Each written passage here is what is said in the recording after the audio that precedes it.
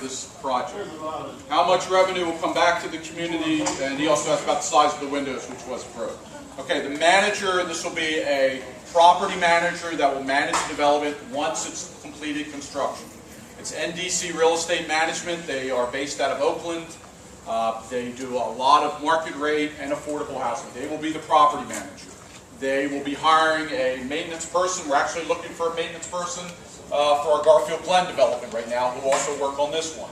They'll be hiring local businesses to provide the support services such as cleaning, plumbing repair, things like that. So there will be a manager on site part-time, and there will be a full-time maintenance person.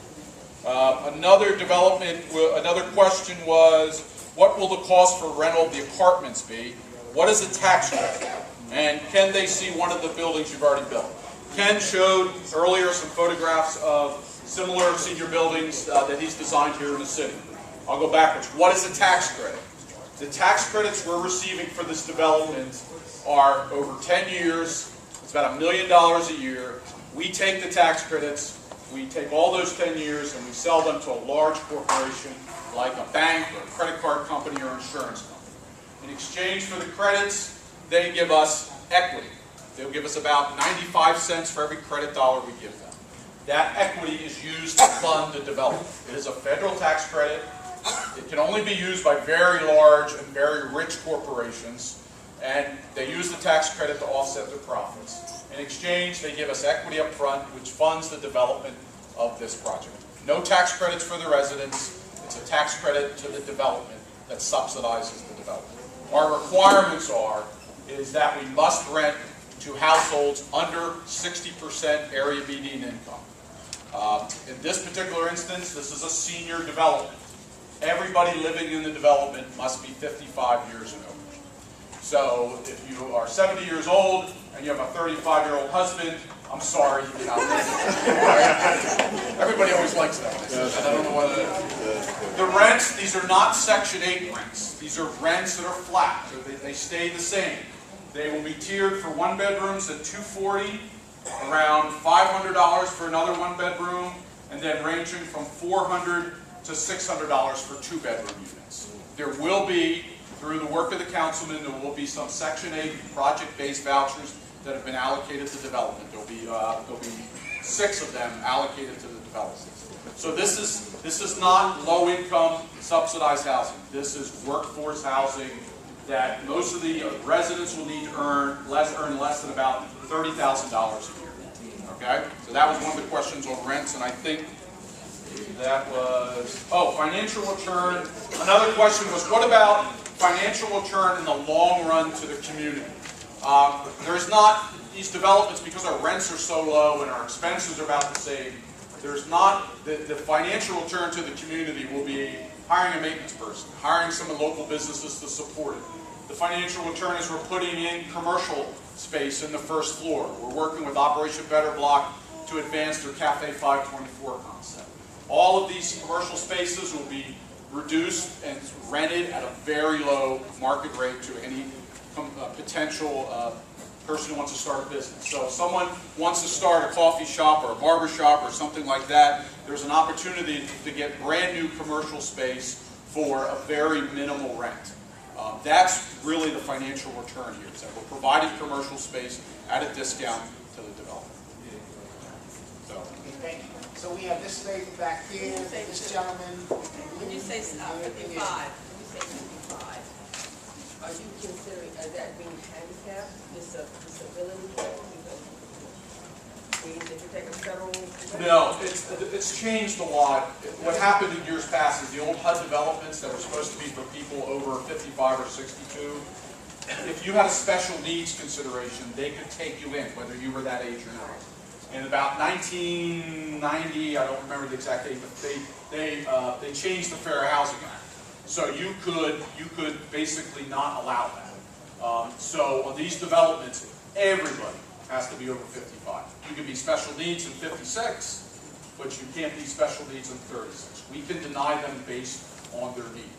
A lot of the old HUD developments that you see where that's kind of a, that's mixed, they can't do that, but new developments. It's a good question. Good question. Yeah, my question is, we have so many senior citizen complexes in one area.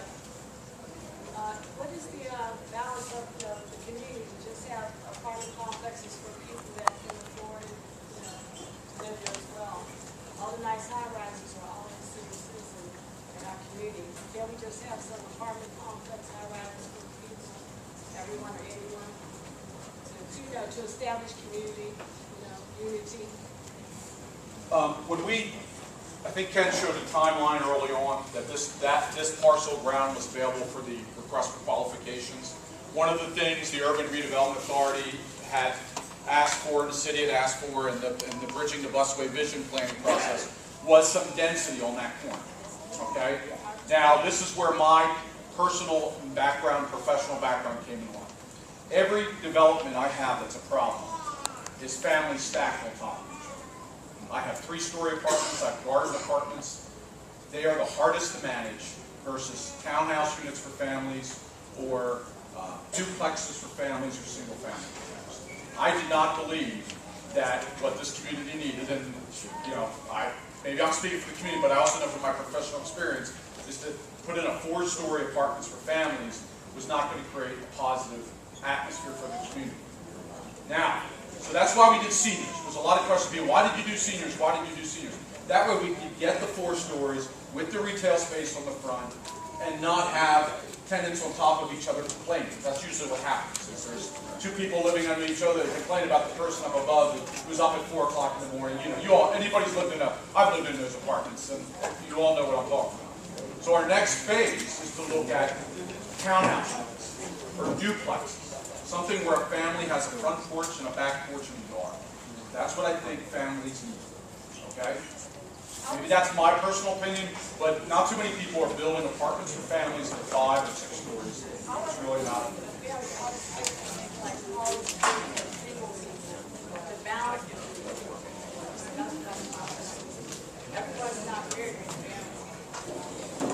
As a developer, we have a toolbox.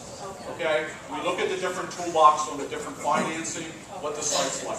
Right now, it's very hard to get a bank to lend you money to do market rate multifamily housing. Banks don't want to lend money. I don't know if anybody's going in for a mortgage recently, but they look at everything in your underwear to figure out if you can afford it. Okay? They do the same thing to us. So we looked at the toolbox, and the toolbox had the best option of doing affordable senior housing. That doesn't mean we can't do it in one of the potential future phases, but for this one, we felt that was the best option. This gentleman back here. I have a quick question. What about the exhaust from the busway? Is that going to be a problem?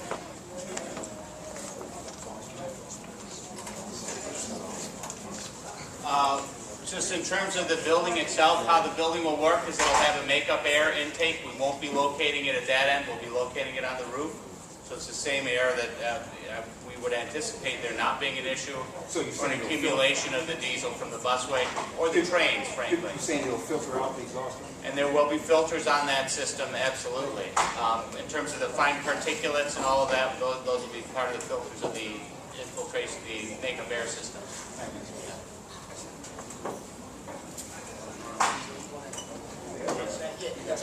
So I'm sorry, we did forget one question from last week.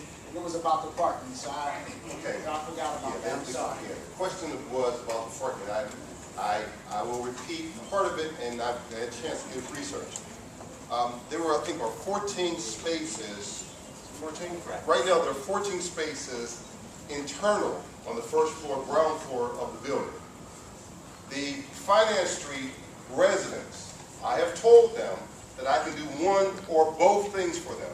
I can turn their street into one way, and I can give them permit parking. Before, I'm not sure enough, we already sent, Sean, how long ago we sent the city to get them permit parking on the front end, and I couldn't get the majority of residents to say yes to it. In order for me to give them permit parking, I need the majority of residents who live on Finance Street to agree to it. I've already figured out a way to jumpstart it. If the majority of residents on Finance Street want permit parking, I can guarantee it for them. And if the majority of residents on Finance Street who live on that corner want it one way, I'll make it one way. I can commit to either or both of them. But I need the majority of residents, which also is fair. 70%. 70% of those residents to agree to it. If 70% of the residents agree to it, I will make it happen. You're on battery. On how would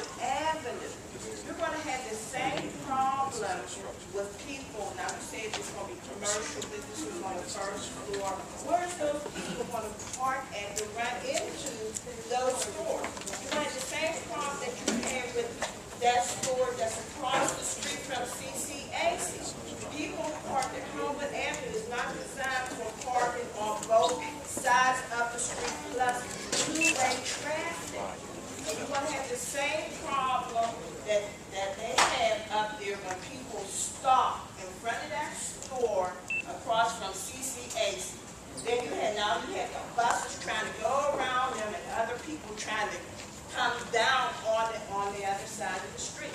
There's not enough parking around here. Permit parking, I ain't paying for permit all the time.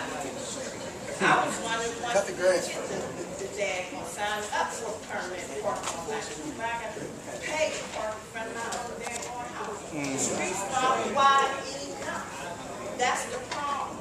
The whole area, that whole thing up there is just too congested. Now, no, you said 14 parking spaces for the whole apartment building.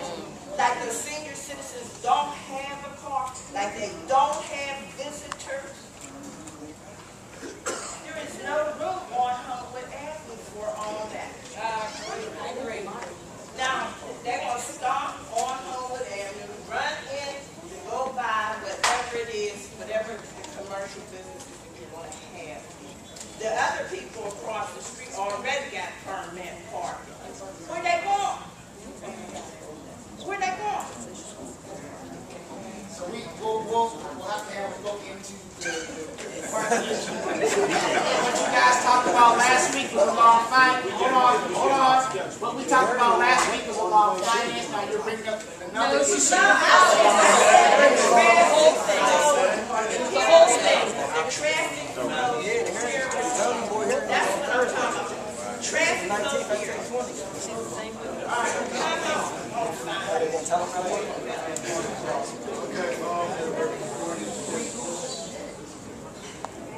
All right, I got several questions, okay? And I got several questions and I got one statement to make. Now, we know that this thing that Ken's doing in SNA is a done deal. That's done. That's going to happen. All right. My concern from there out is what's going to happen on the Homewood Avenue corridor beyond Hamilton Avenue, all the way up to Frankstown. All right, that's my concern because me too, I grew up in Homewood too, Councilman. You know, and I remember what Homewood was like. I grew up on Upland Street. You know, we hardly even had to go to East Liberty or other places because we had businesses in the community where we could go to. A meat market, a grocery store, and several other businesses. So my concern as far as retail development and development of the community to make it more sustainable is to see the establishment of a business corridor like we had it before. If it's happening in Garfield, if it's happening in Lawrenceville, if it's happening on the south side, it can happen in Homewood too. You know, it is not about negative publicity on national TV or anything like that, killing fields or whatever else. It's about having pride in our community and building that community back up to, you know, what some of the other folks remember it as and what I remember it as and what our children and grandchildren can have. I'm concerned about seeing the Homewood Avenue corridor developed, and that's been talked about for the past 20 years or more. Because I've seen the plans. All right, I've been a broadcaster, so I've talked about this many times on the radio. I want to see the Frankstown Avenue corridor developed. You know, because over 20,000 cars pass through Homewood every day, but they don't stop because there's no business for them to go to. And I'm glad to see this, you know, thing going on by the busway. But should that be a catalyst, or what has been happening for the past 18 years or more, Councilman? That all of a sudden there's a big concern in developing Homewood. How come we didn't do that before in 1968? So, do we answer the question? Well, I wouldn't. But I agree with you And in order to do what we need to do, you're looking at probably $200, $300 million in development. So get You gotta the money. You gotta start somewhere. This is step one. There is, believe it or not, we have looked at Homewood Avenue. The URA is trying to acquire land on Homewood Avenue. I agree with you. Our business district should start from the busway, go to at least to Frankstown. It used to go further up than Frankstown. It should go at least to Frankstown, and we should make it, and you're absolutely right. The idea is to start the busway and keep coming up. You're right, that is the plan, that's the idea. It's just going to take us some time to do it. There has been, I know for a fact there's been money available for years. Federal funds, state funds, and other funds that could have been used to develop this, but the people who had the money before and who were looking into it, what did they do with it, Councilman? They blew it. Let's not blow it. Question, here, then here. My question is for the gentleman who talked about developing. You were saying that you did Garfield, you talked about down around the cemetery. No, that's Garfield Heights. That was developed by KVK Enterprises and Mystic. Up on the hill, that's Garfield Heights. We have under construction presently a 45-unit scattered site family development with Garfield Glen. We're working with Bloomfield Garfield Corporation. It's affordable family housing that's being built along Dearborn and McCade and Broad. That's my development. Yeah, okay, now you said something about you work with Garfield Jubilee to help you. Well, so we don't get clouded. Garfield Jubilee must have done a good job because there were hardly any blacks involved putting that around the cemetery. No. Yeah, that's somebody else's. Okay, good. But you do the same for native. I also want to mention, with us here in the room, how many blacks do we see putting up the new school? Okay, my turn? Yes, it's kind of hard to say this, but this plan just didn't develop. As I understand it, this plan just didn't develop. It's like a 10-year thing. And it seems like it started, or conception of it, is when the housing industry was booming. You know, all of a sudden, the money changers have brought in the interest rates, tricked everybody, took away their future, start interest rates, they can't afford housing, the whole economy collapsed. Housing is flat. You know what I mean? The community needs jobs. This is the #1 priority. You're saying, well, where's the job? There's no job nowhere. This project is another housing project which in today's economy has totally busted. So what we needed to be developing is jobs. This thing isn't even offering jobs. It's just putting more housing in a community that is living off of subsidies. You look at our interest rate, our unemployment, 35% unemployed. Who's going to be living in these houses? Who's going to be 35% unemployed? You know, it seems to me this is the beginning of gentrification, where we're going to be gone. You know, white people are going to be moving up in here. And they bring Joe Potatoes in here talking about, yeah, we're going to give you, these little part-time jobs. You know, we need sustainable jobs. You know, the community, our children depend on us. You know, we don't have economic generators being developed in this community. This housing stuff is crap. You know, so I love the plans. The plan is real interesting. You know, how they're putting up the architectural stuff and all this here stuff right there, but it's not all for my community. Nothing. It's just getting rid of it pretty soon. I won't even see any black faces around here. You know, because who's going to afford this stuff? You got a point, brother. I just want to say a couple things. One is, and I think, Ricky will probably agree with me, and if I said it prematurely, I apologize. But I think one of the things that has to happen, I know you spoke about it, is you're going to have to get a group of minority subcontractors, some from this community and some from outside, and sit down and talk about it. Because the #1 thing I'm hearing here and throughout this community is jobs. And in order for us to have jobs, we got to make sure that we got minority subcontractors on this project.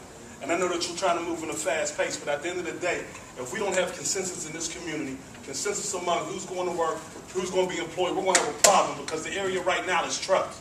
So in order to bridge that gap of trust, I think that we need to meet immediately. I think you got people like Brother Birdsong, you got Calvin Clinton. You have some people that you need to sit down with and talk about who are these subcontractors, what we're going to do, and how we're going to provide jobs for the Homewood Brushing community. Because the reality is you and I both know in certain neighborhoods it's done different depending on the culture and the esteem of that community. So when we look at it from that perspective, we got to make sure that we're doing this right so the community feels included and not excluded. I'm glad to see the turnout like this today because a lot of people didn't know what was going on. I have a group of business owners right now that I know have called me and said that we don't know nothing. And I know that OBB and Ricky has had meetings in this community. We know some of our communication is fragmented.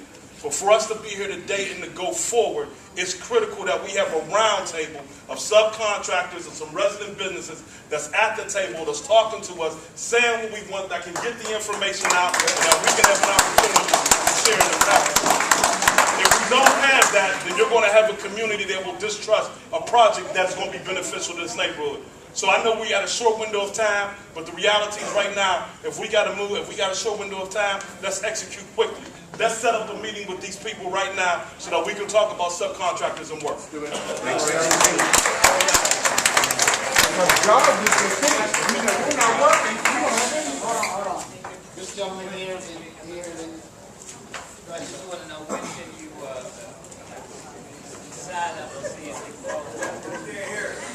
He wants to know when can you sell. When can you sign up to see if you can qualify to live in this complex? Typically, we probably about 6 months before we're done construction. Legally, we can't sign any leases. You can't really even interview people before you're 6 months before your completion. So let me get your name and number, and we'll call you when we're about 6 months ready.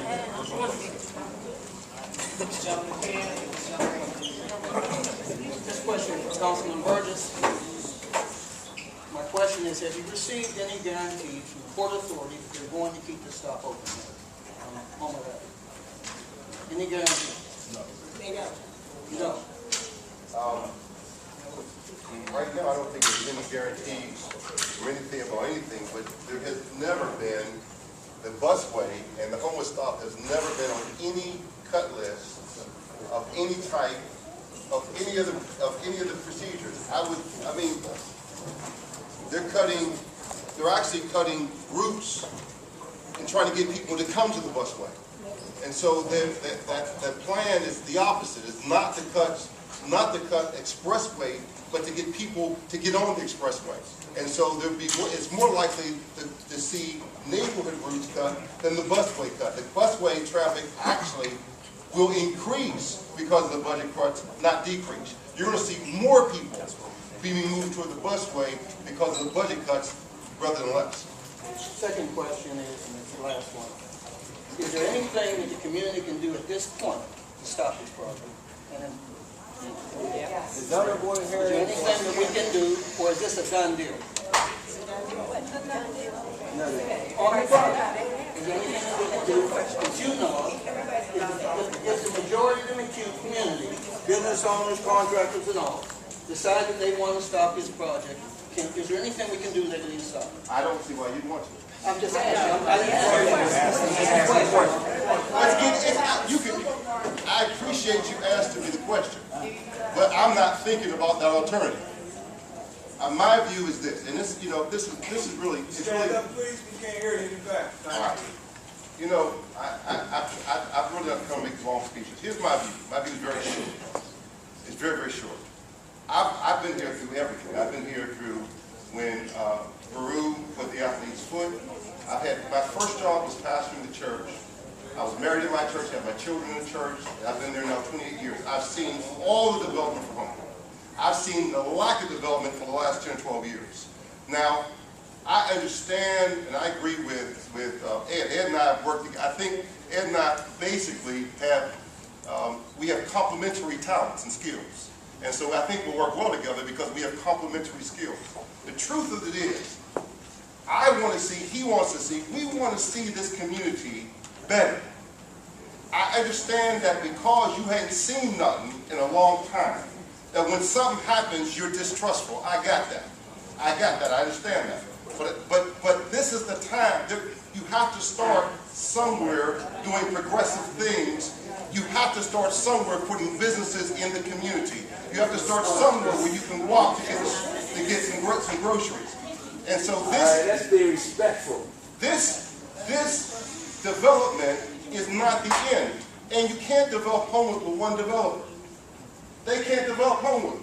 You need 4 or 5 or 6 or 10 or 20 folk developing Homewood.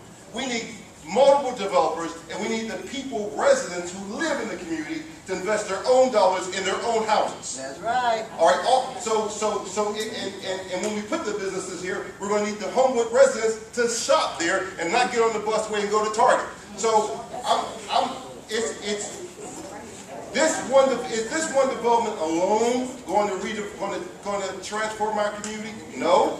Is this the beginning of the next 40 or 50 developments to transform our community? Yes. It has to start somewhere. And I've decided, to the best of my ability, and I said this when I was running, I said this when you asked me, when I was your lobby to be reelected, I would start it on my watch. I would put all my energy into putting money into this community. And for the last 10 or 12 years, we haven't had anything other than the houses built, the Sam Weir built on Susquehanna Street. Other than those houses, there's been no new development in our community. It's time for us to get a share of the economic engine. And so we need hundreds of millions, but I want to start, as I told, where's Rashard at? Rashard, I told you. I said, Rashard, I'm going to start by putting $50 million into our community. This is the first 8. I hope to put the first 10 in after this, and then another 10, and another 10, and another 10. And hopefully it will attract other developers. So we do have a choice. We can leave it the way it is right now. And that means more people will leave, our community will get worse and worse, or we can decide that we've had enough. We don't deserve our community to look like this. Our young people don't deserve to see abandoned houses and empty lots. We deserve to see something clean and decent and attractive in our neighborhoods, and we can decide to come together and rebuild our community starting right now.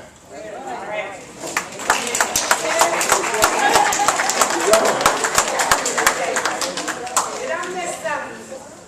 I just want to know if I missed something. Didn't you say in the beginning it was 55 units, right? No, 40. Oh, 41. And then 15 is for low income?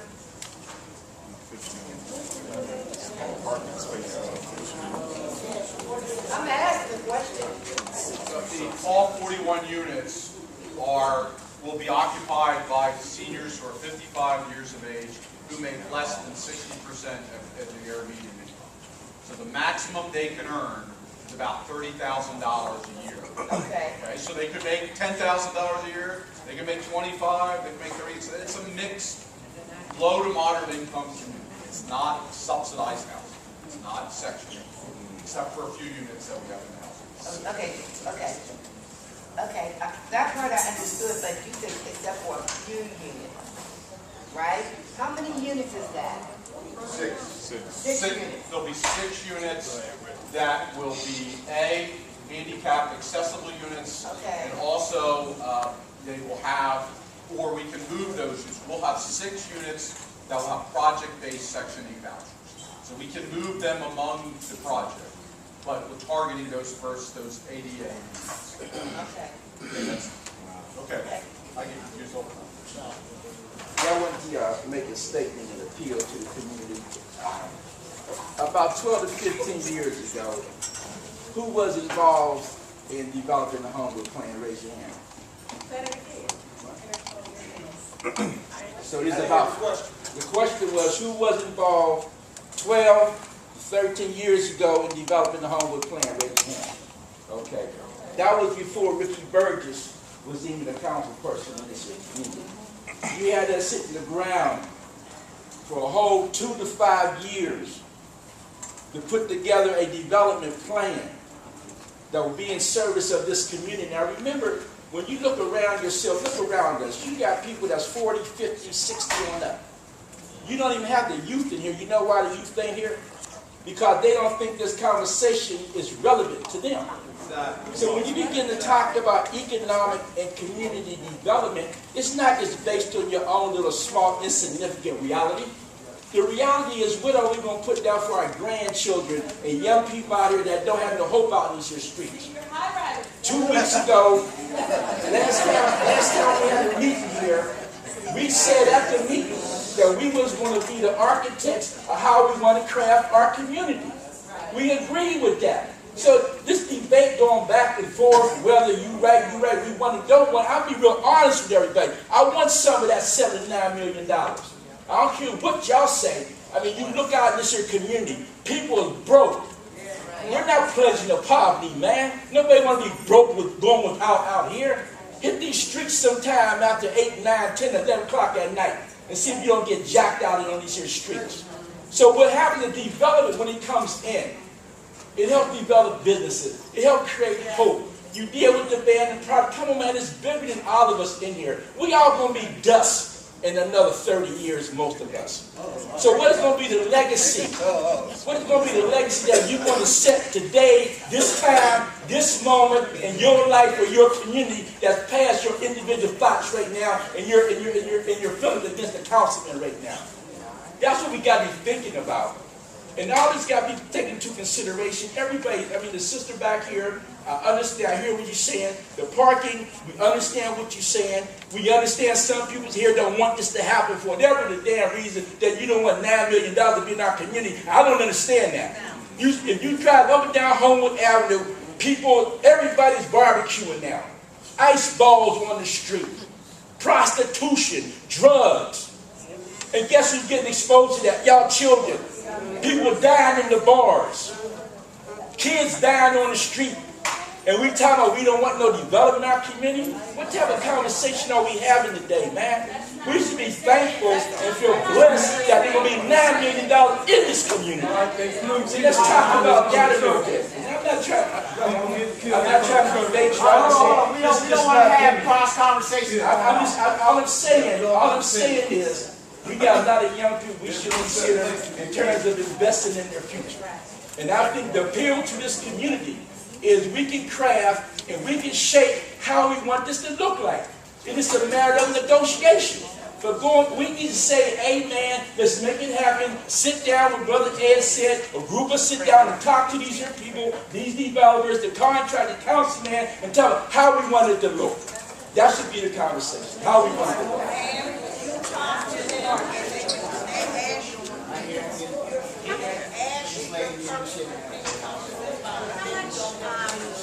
Capital does the developer, their own capital, have to put into this project? And if it's primarily driven by tax credits that have a benefit over 10 years, what's the incentive to operate the property after? Good question. The question was, what capital do we as the developer have to put in the project? Sorry for repeating it.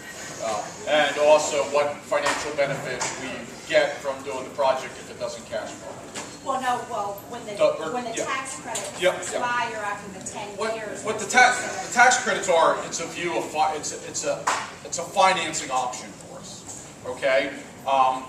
No bank, okay, is going to lend us money to build market rate housing in Homewood right now. In fact, they won't lend money to build market rate housing just about anywhere. Okay, so don't feel they're targeting your community. The tax credits forces banks, insurance companies, the credit card companies. It forces them because it's such a good return for them to invest in low-income housing throughout this country. It's the low-income housing tax credits, which is the program we're using, is the biggest stimulator of multifamily housing in the United States. And it was created by Ronald Reagan, of all people. Okay? So it's not a perfect program. It does have some faults, but it gets private investors to buy tax credits, to give us equity, to build the development. We would never been able to borrow. So our capital is our time, okay? Ben and myself's time and working on this. And also, those investors, if we don't deliver the credits, we got to pay them back. Okay? So but those after the 10 years, then, anyway, if I don't get this done, if we don't get this done by December 31st, 2013, The company I work for, Ben's company, we could lose $8 million. That's the risk we have. So that after the 10 years, assuming that the property is operating, is not plagued by the host of issues that the gentleman behind us talked about, and you pay back the credits over the 10-year period, after that's expired, what is the incentive to own and operate? You have a development that has no debt, that you don't owe any money to. That's the fun financial incentive. It also has to stay affordable for a period of time after that. So when the tax credits are gone in 10 years, we don't all of a sudden turn it into Shangri-La and renting apartments for $2,000 a month. Right. That it actually has to be affordable for 30 years from the time we complete construction. Now we can usually get that lifted, but at least 15 years, usually into the 20th year, it stays affordable. But then you could do after that, make it market rate if you wanted to, and it would be debt free. We could, if in year 30, yeah. And like, I'll be dust by then, so you can't get all the men in my family died at 77, I just turned 48, so I got 49 years left. Well, I mean, it's not every day that you don't have, you can put sweat equity into something and have it debt free. Well, there is a risk if we don't lease it up, we don't complete it on budget, we don't complete it in time. Our company has a financial risk, so we want to make sure the investors of the tax credits. Yeah, we pay them back their investment. Because remember, they're getting tax credits for 10 years, but they're giving all the money up front. So they're taking a risk, saying we're going to give you $10 million of equity up front. You're going to deliver credits for us for 10 years. In year 5, if something happens, hurricane hits and blows the building away, they're not getting tax credits. That's the risk I take. Okay, hold on before you answer your question. I did not say this in the beginning of the meeting, but I'm going to have to ask, if you have any side conversations, would you please take them outside the room? There are a lot of people here, and a lot of side conversations going on. We can't hear the questions and or the answers. So if you have any side conversations, please take them outside the room. Okay, my idea about the high rise in this particular spot that you want is not a good idea. I work for Port Authority, and I'm the frontline supervisor. There's so much crime at that Homewood station. They had to put a phone there. And then they had to build Wilkinsburg station, for park and ride. Then they had to build Swissville station for park and ride. And there's only 3 buses that stop at Homewood station. It was the EVA, EVO, they changed it down to P1, P2, and P3, which would take you to Oakland or downtown Pittsburgh. The Port Authority has cut so much time and bus service. Now, the buses that are express buses that run up the busway only stop at connecting stops, which is East Liberty, Wilkinsburg, and Swissville, connecting the buses. You only have, there's crime up there. They had to put a telephone, if the lighting's not good for senior citizens, and then you want to put a plaza out there where they can sit and drink coffee. Black people don't drink coffee. One of us will be able to get a Starbucks, franchise, put something in here that we need. We need stores. We need drugstores. We have one harbor. We don't have no shows or anything for young kids except for the wives. They can't even play on the street. There's no roller skating ring. Why do we have to put that senior citizen high rise when we already have some? Put it in a different location where it's safe.